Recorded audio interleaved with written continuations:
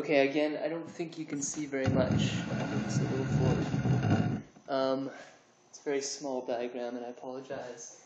I'm in a towel, I'm sorry, I was in the bathroom when I thought of this, so I kind of came out here quick. Much of this I've explored in other videos. This is the four-quadrant system, and the left-hand side is interior stuff, essentially, and the right-hand stuff is exterior stuff. In a certain way. I'm going to frame that. I will say interior perspectives, that's more accurate. Interior perspectives, the last. Exterior perspectives, the right. The upper is individualist. The lower is essentially collectivist. So those two, collectivist, those two, individual.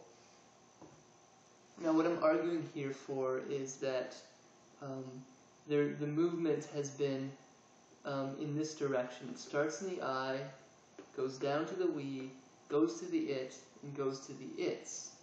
What I'm suggesting is after that, there's the view, which is essentially the looking at of that, and then there's the space from which the view comes, which is even in a sense beyond that. Now, when I say that, I'm on a little bit of a question of that. The new one to me is this, and I add this because it fits, and I think it does make sense, but I cannot fully comprehend what that means exactly.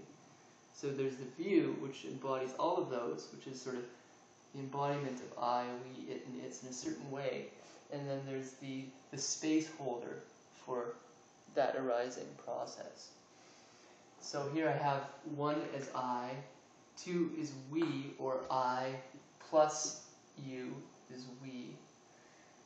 3 is it, or I, plus you, plus object. So I'm going to explain this a little bit.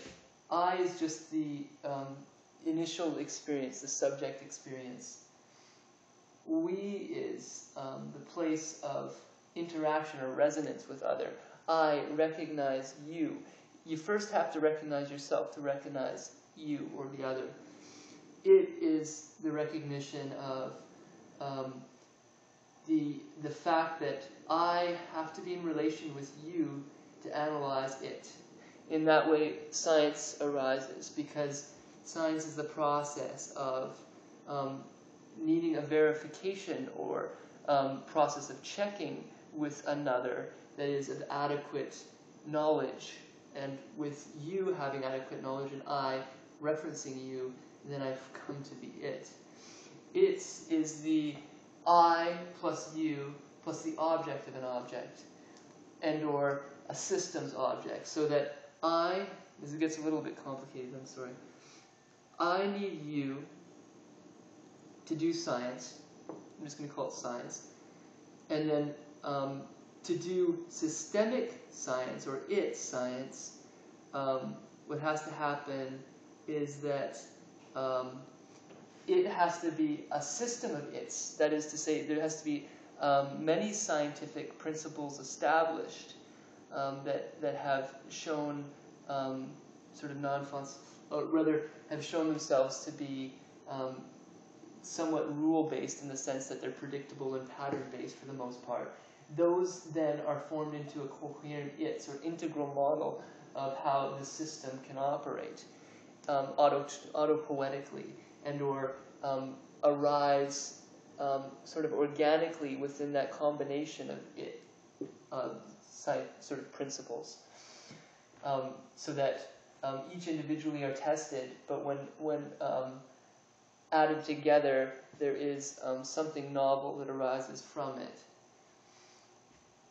So after that, then there is the view, which is the looking at of all of those, and or the embodiment of all of those in some regards simultaneously. Beyond that, there's the space for which all of those can arise, so that it needs a place to arise, and that is the space. 6 is the space for it to all arise. Now this is a 6-on-6 pattern that's similar in nature to spiral dynamics. And I'm arguing that it is inherent in the nature of the torus the torus is that movement too, where you have the I, the we, the it, and the its. Then the objectification of it, which allows you to hold the space for the movement to a new quote-unquote higher order of that. Because the subject of one level becomes the object of the subject at the next level, you need to first have an embodiment of that object before it can be released into a higher order object. And in doing that, you have to have the space held so that you can move forward.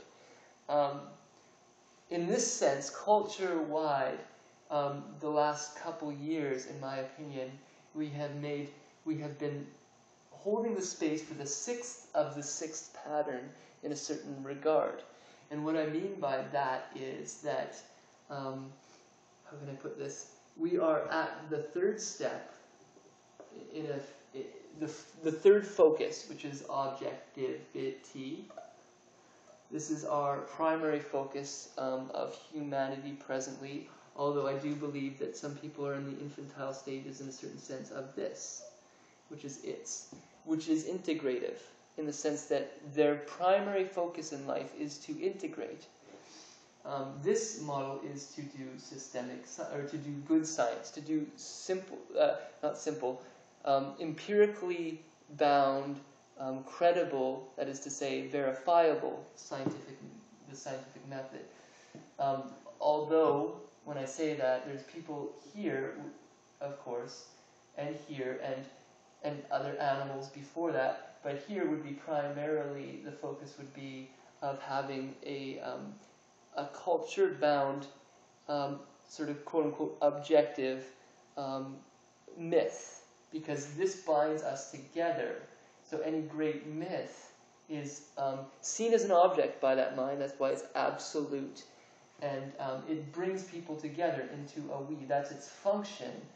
And I'm not so much against those old mythological traditions at all. They served a radically important puzzle piece to the movement of humanity, and still do. This is never to be dropped, in my opinion, and it always will remain integral. But the people cutting edge are beyond that, in my opinion. And then before that, there was the self-awareness. And this extends all the way back to early mammals and was concretized in sort of a fairly coherent way with early humans, in my opinion. But typical with any start with this, there is an aggressiveness or survival-based archaic element to it. So when we start into this mode, there's going to be the same thing just by its nature.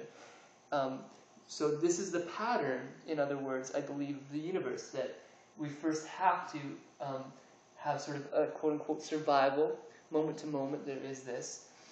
But with the focus then can somewhat shift to a focus on some sort of collectivity, connecting, emoting.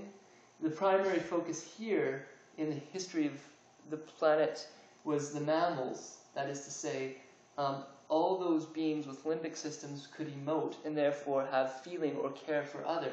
This was the we structure. And any organism, essentially, because they are really, you might even push it all the way down to matter. It's hard to say for me. But anything that's trying to formulate an I that is, in a fairly radical sense, purely fight or flight, is focused here. So this sense, there's a lot more granularity to evolution, and that, the fight or flight notion of Darwinianism, although absolutely integral, leaves out these essential strains to it. The movement that we've been in primarily is culture creation and or tool creation.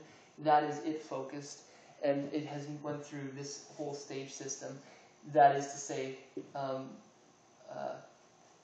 the it-I started about 10,000 years ago. The it-we started about 3,000 to 5,000 years ago. Really came online arguably about 2,000 years ago. And then the it really started about 300 years ago. It started really 60 years ago, 50 years ago with the postmodern revolution, multiculturalism. And then this sort of came online in the 1990s, that is to say, the view the quadrifying of reality, and then there's this the space holding for that which is next, arguably.